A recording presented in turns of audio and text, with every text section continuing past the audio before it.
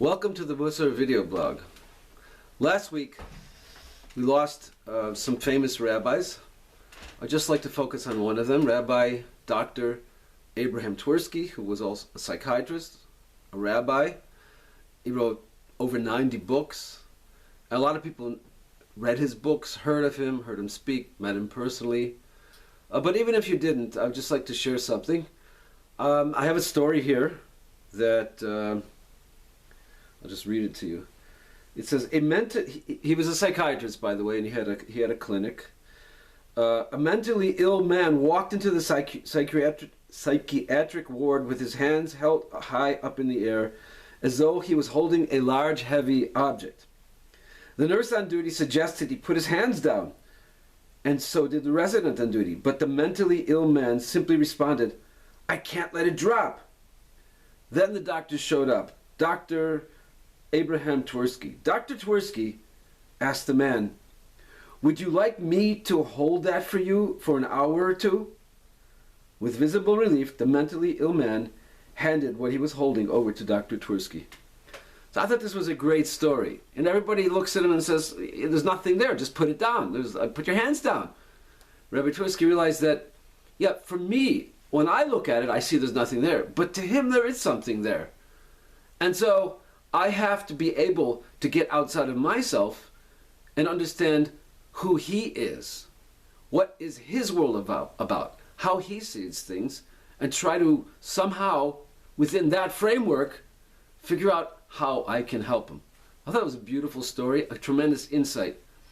And there's a great message for all of us in that, namely, that we tend to look at other people and judge the situation based on our own values, the struggles that we have in life, and the way we deem it important to deal with them, etc.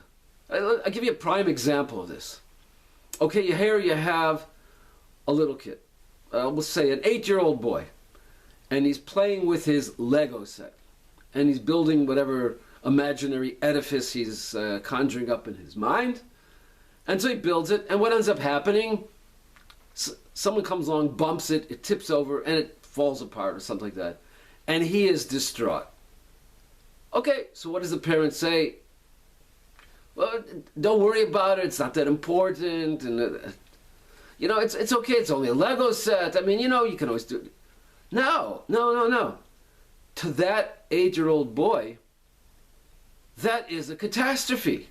He put himself into building that Lego structure, and now it's gone. So, exactly how we have to deal with it, that's a discussion unto its own. But a starting point for that is we have to recognize what it means to him and begin from that point on. And that's hard for a lot of us to do. You know, we deal with people and we tend to assess what's going on based on our own view of reality. And so it's hard for us to make this, like, you know, if you want to call it a paradigm shift, to get inside the other person's head and see how he or she is reacting to this, what kind of emotions they're going through. It's hard to do that sometimes. And perhaps it's a lot to ask. Nevertheless, it's important. We should surely not judge other people because we have no clue what they're going through, just like we wouldn't want them to judge us because they have no clue what we're going through.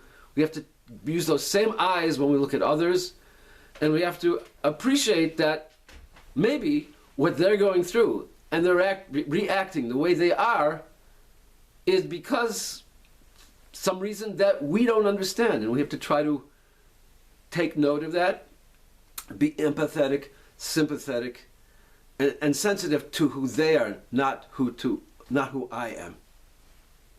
See you next time.